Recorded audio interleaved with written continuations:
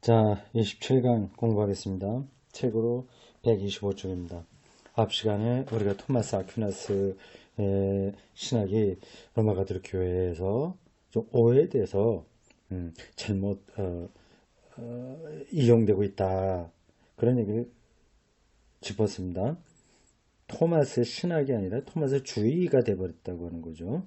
토마스 아퀴나스 신학은 훨씬 더 전형적이고 열려있고 그리고 동적인데 토마스 주의가 전통적이고 정태적인 상태로 떨어져 버렸단 말이죠. 그거를 이제 이 페다이혀가 바로잡고 있습니다. 실제적으로 토마스 아퀴나스의 글을 인용해 보려고 합니다. 125쪽입니다.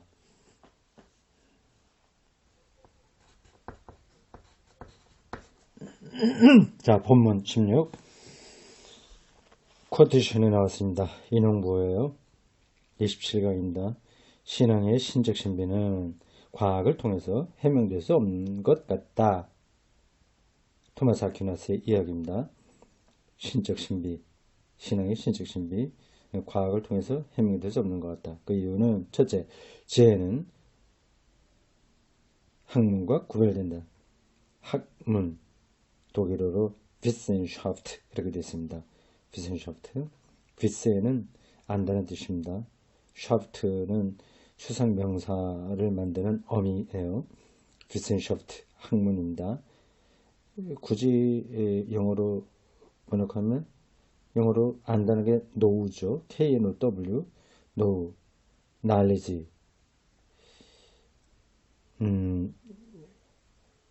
그렇게 하면 될까요? 아니면 science라고 해야 될까요? 자, 갑시다. 신적인 것은 지혜에 속하고 학문에 속하지 않는다. 둘째, 아리스토텔레스의 후기 분석에서 말해주듯이 모든 학문은 자기 주제의 본질을 규정할 수 있어야 된다. 그러나 다메섹의 요한이 말하듯이 다마스커스라고 요즘 부르는 도시입니다. 우리말 성경에 다메섹으로 되어 있는데 이건 옛날 성경 방식의 표기예요. 다마스커스입니다. 지금도 그 도시가 있죠. 다마스커스 출신의 요한이 말하듯이 결코 하나님이 어떤 존재인지를 알 수 없다. 그러므로 하나님에 대한 학문은 없다.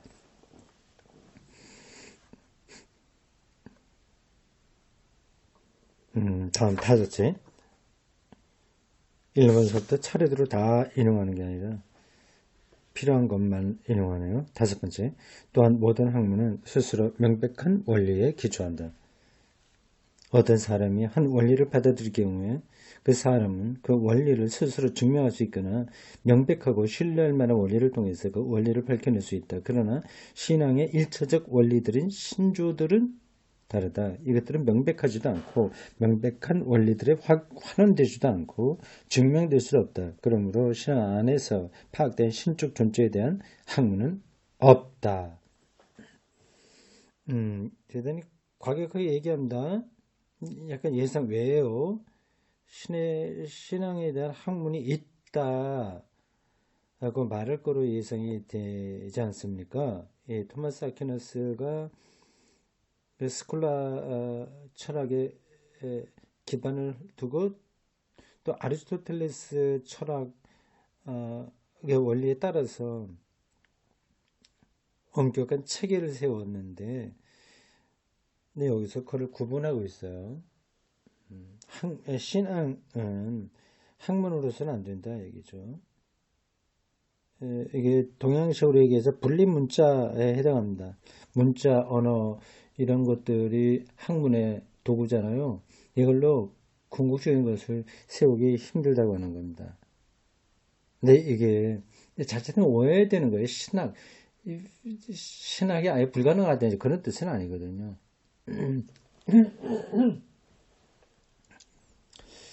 6. 신앙은 보이지 않는 것을 지향하고 학문은 보이는 것을 지향한다. 지향, 둘 다 지향이거든요. 신앙은 보이지 않는 것, 학문은 보이는 것을 지향한다. 신앙 안에서 밝혀진 신적 존재에 대한 학문은 없다. 보이지 않은 거니까 안 된다고 하는 거죠. 그러나 이에 반해서 아우구스티누스는 12번째의 책 삼위일체에 대하여에서 이렇게 말했다. 참된 복락을 인도하는 신앙을 생겨나게 하고 옹호하고 강화시키는 것만을 나는 이 학문에 귀속시킨다. 그러므로 신앙적인 것에 대한 학문도 있다. 어거스틴은 신앙적인 학문이 가능하다고 말했다는 것을 토마스 아퀴나스가 짚고 있죠. 서로 다른 것처럼 들립니다. 대답. 학문이 알려진 것으로부터 다른 것을 엄밀히 밝혀낼 수 있는 데에 있다면, 그리고 이런 학문 규정이 신에게도 해당된다면 신적 존재에 대한 학문도 분명히 있을 수 있다. 신은 두 가지로 파악될 수 있다. 첫째, 우리의 방식으로 파악될 수 있다. 이 경우에 신에 대한 인식 가능성은 우리가 감각을 통해 받아들이고 피조된 세상을 통해 파악하는 것 안에 머물러 있다. 그렇죠. 세상을 넘어서는 것은 우리가 파악할 수 없고 이 안에서 합니다. 예를 들자면 씨앗 속에 꽃이 은폐되어 있다. 이런 것처럼 하나님이 이 세계에 은폐되어 있다. 말할 수는 있지 않습니까? 근데 그게 하나님을 완전하게 다 말할 수 있는 거냐 하는 점에서는 그렇게 분명한 건 아니죠. 둘째, 신적 존재가 자신의 본질을 통해서 스스로를 인식하는 방식으로 파악될 수 있다.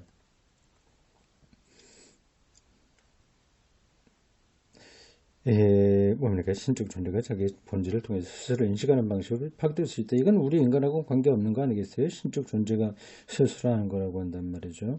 그렇게 되면 신적 존재는 최대한으로 인식될 수 있다. 우리는 신적 존재를 그 존재에 적합한 방식으로 인식할 수 없지만 신적 존재는 하나님과 죽은 영혼에 의해서 인식된다. 이게 아직 그냥 가겠습니다. 이게 좀 까다롭네요. 그러므로 신에 대한 두 가지 학문이 있다. 첫째, 신을 나타내기 위해서 감각적인 영역에서 원리들을 이끌어내는 인간적인 학문이 있다. 철학의 도움을 통해서 이런 작업을 할 수 있는 거죠. 철학자들은 철학을 1차적인 신적 학문이라고 부름으로써 우리에게 신에 대한 학문을 전해주었다. 이디아가 뭐다, 진리와 형상이 뭐다, 또 로고스가 뭐다, 이런 것들이요. 다른 종류의 학문은 신적 영역 자체에 상응한다. 신은 그 자신을 통해서 파악된다. 길가는 나그네인 우리들은 그 완전한 인식을 가질 수 없다. 우리에게 자유롭게 주어진 신앙을 통해서 우리가 최고의 진리를 붙잡고 있는 한 이 인생길에서 신적 인식에 참여하고 신적 인식에 접근할 수 있다. 그렇죠. 예민하게 그 차이를 구분하고 있습니다.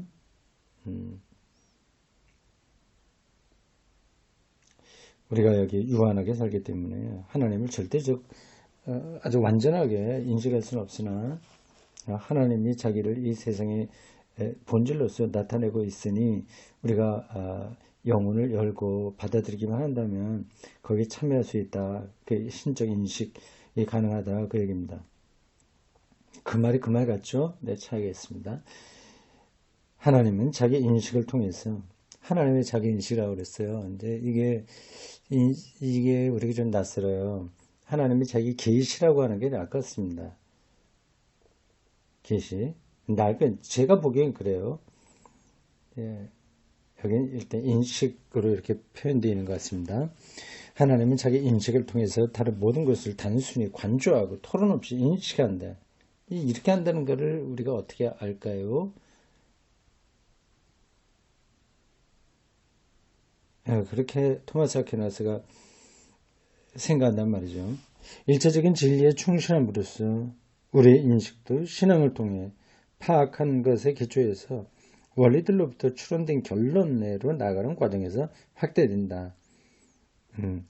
하여튼 출발점에 서서 이제 그게 확실하게 된다면 점점 더 많이 알아간다는 뜻이네요. 우리가 신앙 안에서 견지한 것이 이 학문의 원리들을 이루고 그 밖의 것들은 추론된 결론들이다. 이 학문이 더 높은 원리들에서 출발하기 때문에 철학자들의 학문보다 탁월하다는 것을 우리가 알 수 있다. 이게 사변적으로 지금 설명이 되어 있습니다. 확 잡히지 않아도 괜찮아요. 그냥 갑시다. 일일이 그걸 우리가 학위 논문 쓰는 것도 아니니 대충 그러려니 하고 넘어가도 됩니다. 첫째, 이렇게 말할 수 있다. 모든 것에 질서를 주는 일은 지혜로운 사람의 몫이다. 지혜로운 사람이 신학자겠죠. 따라서 다른 모든 것을 포괄하고 질서 있게 하는 이 최고의 학문을 지혜라고 부른다. 학문은 하위의 본과에 속한다. 학문과 지혜를 이렇게 구분해요. 이 개별적인 경우가 정의가 구별되듯이 지혜와 학문은 구별된다. 개별적인 경우, 하나의 구체적인 어떤 것들을 얘기합니다. 근데 그게 정의, 어떤 일반적인 거 구별된다고 하는 거예요. 그 나무는 식물이다. 이런 것들이 이제 일반적인 정의입니다. 그런데 소나무 이걸 갖다가 그렇게만 얘기해서는 안 되는 거죠. 개별적인 경우는 그 일반적인 정의 구별되는 것처럼 일반적인 정의하고 개별적인 경우가 좀 다르다는 거죠. 그런 것처럼 지혜와 학문이 구별된다는 겁니다. 둘째, 작용에 대한 인식이 본질에 대한 인식을 대신할 수 있다. 이 세상 모든 사람들이 태어나서 죽고 뭐 하는 것들을 우리가 인식할 수 있잖아요. 작용하는 거잖아요. 그럼 그렇게 하는 본질이 뭐냐? 그걸 창조자를 생각할 수 있다고 하는 거죠. 또한 신적 학문의 본질의 인식에서 신이 하는 것을 알게 된다고 말할 수 있다. 한 사물이 그 본질을 통해서 다른 사물들과 구별되듯이 그것이 아닌 것에 대한 알을 통해서도 구별된다. 다섯째 신조가 뭐예요? 모르겠습니다. 신의 인식을 위한 학문의 원리들이라고 말할 수 있다. 이 신조들은 신학 안에 전제되어 있다. 마치 네 원소가 있다는 물, 불, 공기, 흙 이런 겁니다. 네 원소가 있다는 물리학자의 말을 의사가 믿듯이 우리는 사자들을 통해 천사들이죠. 사자를 통해 우리에게 이 원리들을 알려준 분을 믿는다.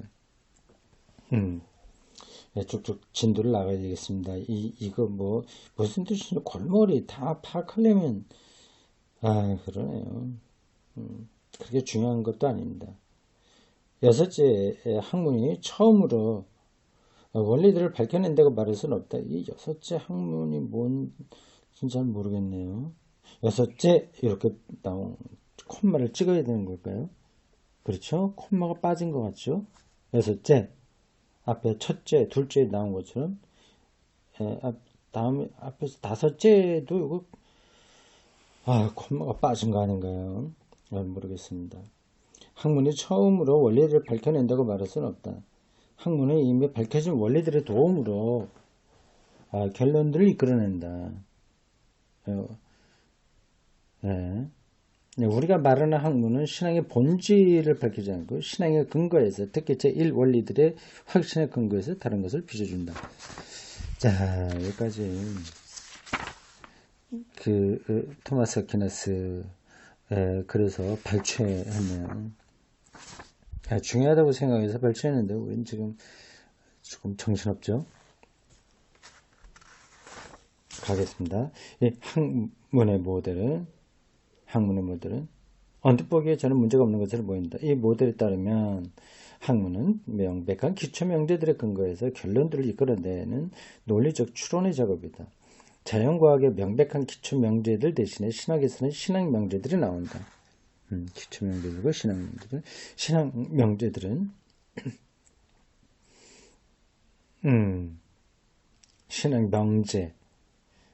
하나님에 대해서 내적으로 명백하다. 뭐 하나님은 창조자다, 하나님은 신실하다, 뭐 이런 것들이 다 신앙 명제들입니다. 이 명제들은 하나님의 그 명제들을 알려준 모든 사람들에게 직접적 확실성을 갖게 된다. 그렇다면 신학은 교회의 명제들의 기초에서 모든 학문의 공통적인 논리의 도움으로 이 확고한 기초로부터 귀결된 결론들을 이끌어내야 한다. 신학은 추론의 학문이 되어야 한다. 추론, 앞을 내다보는 거죠. 이런 단순한 신학 이해는 기만적이다. 그건 또 기만적이다. 먼저 토마스가 여기서 단순히 교회 명제들에 대해서 말하지 않고 신앙 안에서 우리가 견지한 것에 대해서 말한다는 사실이 중요하다. 신앙 안에서 견지한 것은 진리 자체다. 진리 자체. 이 진리는 하나님이다. 하나님의 은총이 우리를 비출 때 교회가 증언하는 성서 안에서 이 진리는 자신을 우리에게 알린다. 신적 진리의 사건적 성격은 외적인 신앙 명제들을 통해서 지양되지 않는다. 어떤 게 더 우선적이냐 하는 것을 말하는 겁니다. 종교회의에 참여한 신학자들과 감독들이 제시한 교회적 명제들은 이 사건의 표현인 한에서 진리다.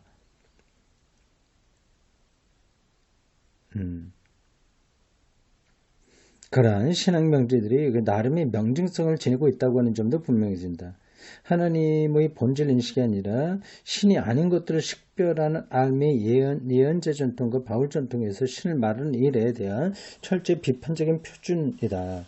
끝으로 이것이 앞에 본문 자체로는 분명하지 않은 사실인데 토마스에게는 신앙이 그 원리들을 파악하는 데 한정하지 않고 신학적인 명제의 내적 전제로 남는다. 굉장히 복잡하죠.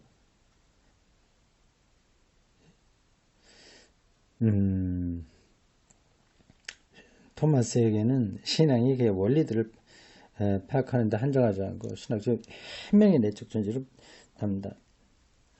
그렇게 하려면 더 진리에 바르게 서야 되겠죠. 근데 교회가 말한 거 그걸 그대로 추종하는 게 아니라 그것이 과연 맞냐 안 맞냐 하는 것을 성서를 근거해서 해명하는 과제가 있다고 하는 겁니다. 하여튼 전체적인 방향은 그거예요. 근데 그거를 그 카톨릭 신학 안에서 논의됐던 예민한 그 논쟁, 그 디베이트라고 할까? 하여튼 그런 쪽에서 지금 풀어가고 있습니다. 다 몰라도 돼요. 단순한 진리, 신앙 진리 안에 포함된 충만한 의미를 논쟁 속에서 발전시키기 위해서 신학적인 추론 과정은 논리적 기법의 모든 규칙들을 포함한다. 신앙에서 합리적으로 추론의 내용은, 신앙 안에서 합리적으로 추론해낸 내용은 신학의 호교론적 힘에 대한 이교도 논박에 주목할 만한 경고와 마찬가지로 신앙으로부터 이탈하지는 않는다. 우리는 신적 진리 자체를 하나님의 자기 계시의 근거에서만 믿을 수 있으므로 자기 계시요 하나님의 자기 계시 자기를 나타내는 것에 근거에서만 믿을 수 있으므로 합리적 논증들은 이 진리의 증명을 위한 개연적인 논증이지 이론의 여지가 없는 논증은 아니다. 교회 감독들과 교부들이 뭐 그런 학자들 박사들이 하는 것들은 그럴 수 있다. 개연적인 가능성을 말하는 거지 진리 자체를 말하는 게 아니다. 그런 거죠. 이 논증들은 적들을 설득하기 위한 것이 아니고 신자들의 훈련과 위로를 위한 것이다. 우리가 이처럼 약간 논증을 가지고 신앙의 진리에 동조한다고 하고 적들을 생각한다면 이 논증들의 부족함 때문에 적들은 우리의 오류에 더욱 집중하게 될 것이다. 이걸 인용한 거예요. 이거 토마스 아퀴나스 말을 인용했겠죠. 18번인데 봅시다. 토마스 아퀴나스. 네. 신학은 우둔한 이성을 넘어서지 못한다. 신학은 아무리 해도 이성의 한계 안에 있다고 하는 거죠. 이성보다는 신앙이 진리에 더 가깝다는 겁니다. 그러니까 신학은 교회의 작업이고요. 신앙은 하나님의 자기 계시에 근거한 거예요. 그래서 마틴 루터가 얘기하는 솔라 피데 오직 믿음으로라고 하는 게 교회 가르침보다 상위라고 하는 거를 가리키는데 이 피터 아이휴의 설명에 따르면 이 토마스 아퀴나스도 그런 입장이라고 하는 거죠.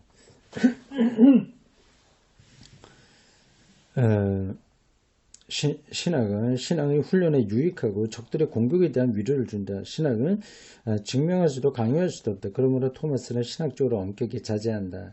무엇인가를 파악하고 증명했다고 오만하지 않도록 약하고 희미한 논증이라고 하더라도 그 논증들을 끊임없이 연습하는 것이 유익한 일이다. 신학적인 명제들을 계속 논증해야 된다. 검토 대상으로 올려놔야 된다. 왜냐하면 제게 존귀한 분에 대해서 희미하게 조금이라도 아는 것은 매우 기쁜 일이기 때문이다. 반복해서 그거를 문제 삼고 이야기해야 되죠. 토마스가 견지한 신학의 본질적인 약함이 신학을 인간의 모든 지적 노력들 가운데 가장 기쁜 것으로 찬양하는데 장애가 되지는 않는다. 예, 전체 틀은 그렇습니다. 신학이 진리 자체는 아니에요. 신앙, 그건 학문에 불과한 겁니다. 학문은 이성적인 작업을 하는 겁니다. 근데 지혜는 학문하고 다른 것처럼 신학이 억압하는 건 안 된다. 그 하는 거죠. 그렇다고 해서 뭐 신학 만능주의를 말하는 것도 아닙니다. 그 신앙은 신학에 의해서 교정되면서 바른 길을 가고요. 서로 이렇게 긴장 관계에 연결돼 있죠. 로마 가톨릭 교회가 교회의 어떤 그 신학으로 자기 체계를 옹호하려고 하는 것은 잘못이다. 그건 토마스 아퀴나스를 잘못 받아들인 거다. 그 얘기를 하는 중입니다. 이러한 신앙적 학문에 강함이 있는 곳에 신앙적 학문이라고 그랬어요. 신앙학문, 이런 것이 강하면 영양사적으로 불행한 위험도 있다. 네, 그렇죠. 인간의 영에 의해서 신앙적으로 파악된 것을 논리적으로 파악하기 위한 인간 정신들의 노력들을 토마스는 성서에 계시된 진리에 비해서 자꾸 우둔한 것으로 여겼다. 이러한 노력들은 합리적이고 체계적이기 때문에 신앙 안에서 만나는 기초 진리를 대신할 만큼 강하게 보일 수 있다. 성서의 진리가 명백한 명제들 속에 영원히 타당하게 정식화될 수 있다고 토마스는 결코 생각할 수 없었지만 가톨릭의 종교재판관과 스콜라주의적 교권주의자들에게는 이러한 신앙 명제들이 이스라엘에게 그리고 그의 아들 안에서 모든 민족에게 주어진 하나님의 자기 계시에 관한 진리를 대신했다. 하나님의 자기 계시에 있는 진리를 대신해서 가톨릭 교회의 신학이 자기 마음대로 했다. 그 얘기 아니겠습니까? 신학적 사고는 토마스도 늘 사용하는 유비를 통해서 유비를 통해서 합리주의적 문자적 신학으로 타락할 수 있다. 유비는 감각적 현상들의 일반적이고 필연적인 것을 명백한 원리들의 도움으로 궁극적인 원인들로 소급시키려고 하는 아리스토텔레스적 학문 방법이다.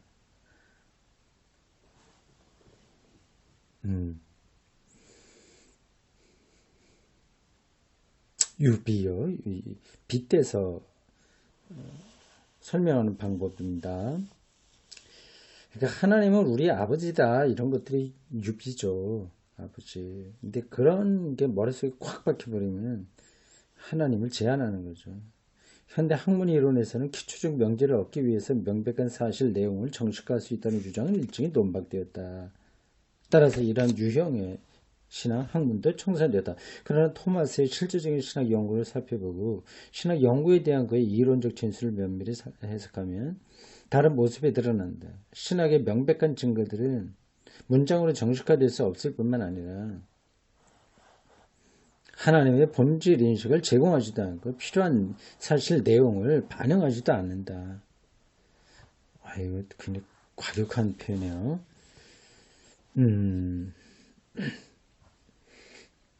그러나 신학의 명백한 증거들은 하나님에 대해서 직접 말할 수 없음을 보여주고 그럼으로써 다행스럽게도 무익한 스콜라주의의 약점과 교권적 신학의 오만한 추상적 지혜의 비생산성을 보여준다. 신학의 명백한 증거들은 구약과 신약의 성서 안에서 우리에게 자신을 계시하는 역사의 주님의 열정적으로 옹호된 진리와 한 시대의 정신적 조류를 대면시킨다. 신학이 그런 작업을 한단 말이죠. 네. 지금 이 피터 아혀가 이 토마스 아퀴나스 신학을 이야기하면서 전개되는 방식이 긍정했다, 부정했다, 긍정, 부정 이게 왔다 갔다 해요. 그래서 우리가 따라가기 아주 힘든 겁니다. 신학은 그러니까 절대적인 게 아니라 하나의 개연적인 이성의 작업에 불과한 겁니다. 그렇다고 해서 신학이 없어야 되냐? 또 그것은 아닙니다. 신학적인 명제들이 그 진리 자체가 아니라고 하는 것을 나타내 줄 수 있는 것은 그거는 또 신학이 하는 거거든요. 신학이 없으면 그것도 불가능합니다. 난 이렇게 믿어 저렇게 경험해 그런 걸로 그냥 서로 혼란 가운데 빠지게 되는 거죠. 그 신학이 그런 그 사태를 직면하게 해주지만 그 신학 자체가 진리는 또 아닌 거거든요. 복잡하죠.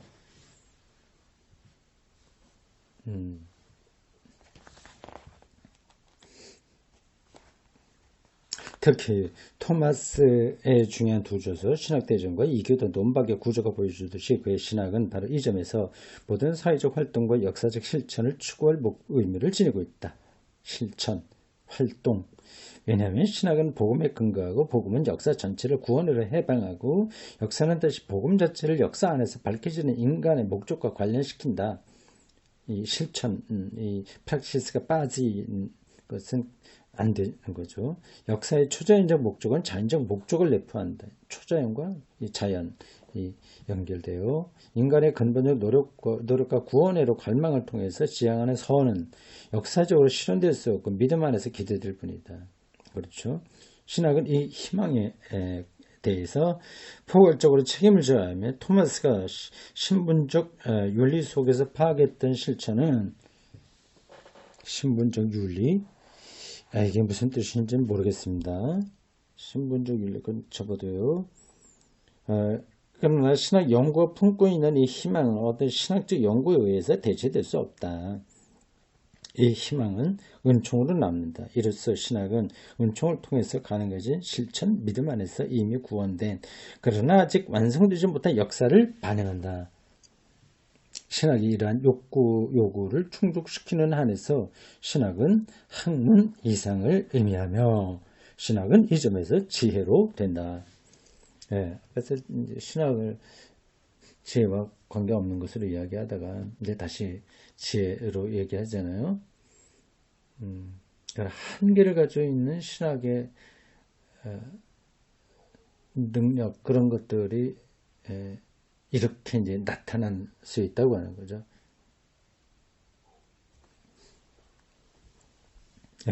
이제 명제가 나옵니다.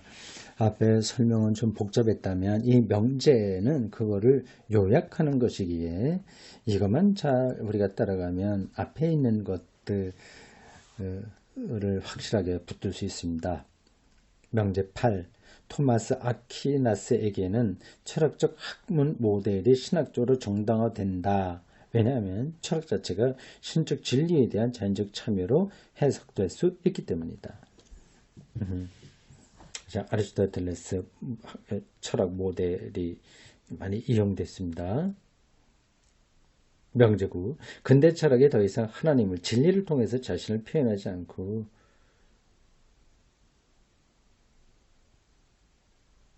이런 진리 이에 대한 자율적 비판을 통해 자신을 드러내게 되었기 때문에 교권적 신학을 받아들이는 토마스 신학의 학문 모델은 진부하게 되었다. 스콜라주의 철학은 비역사적 환상이 되고 말았다. 천사들 이야기처럼 그냥 공중에 떠 있다고 하는 거죠. 명제 10. 토마스는 아리스토텔레스의 학문 모델에 비추어 신학을 신앙의 학문으로 생각한다. 신앙의 학문에서는 하나님에게만 명백하고 우리에게 계시된 진리가 명백한 원리들을 대신한다.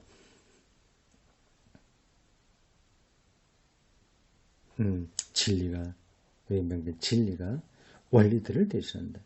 명백한 원리들, 이건 신학적인 원리들입니다. 원리들, 진리가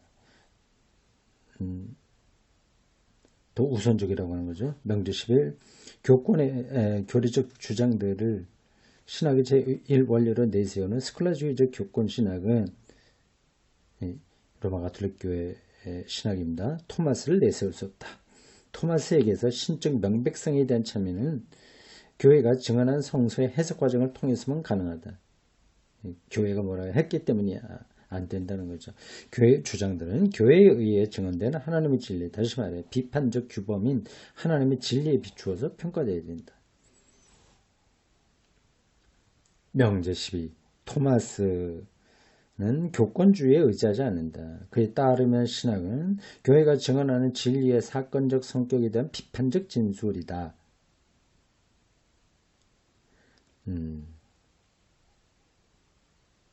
이 표현들이 딱딱하죠. 교회가 증언하는 진리의 사건적 성격. 진리는 고정되어 있지 않잖아요. 하나의 사건으로 오지 않습니까?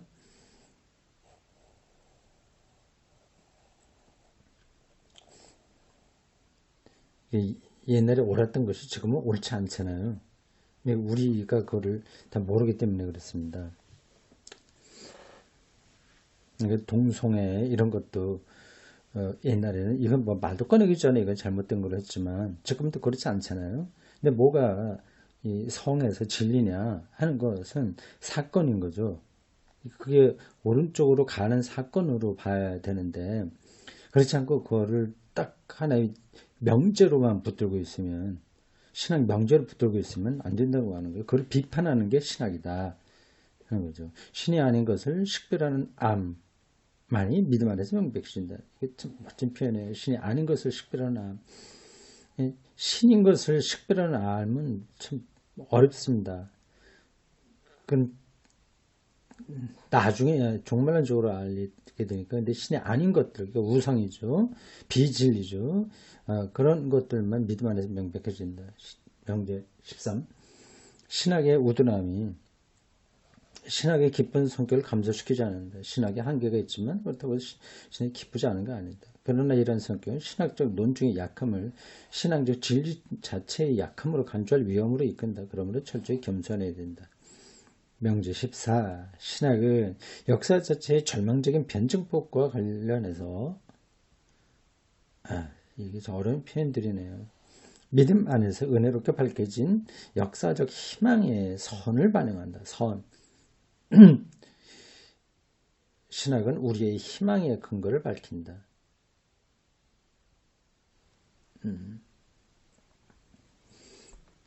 한마디로 하면 로마 가톨릭 교회의 신학적인 명제, 교권 이런 걸로 자신들이 성서의 진리를 확보했다고 주장하면 안 된다.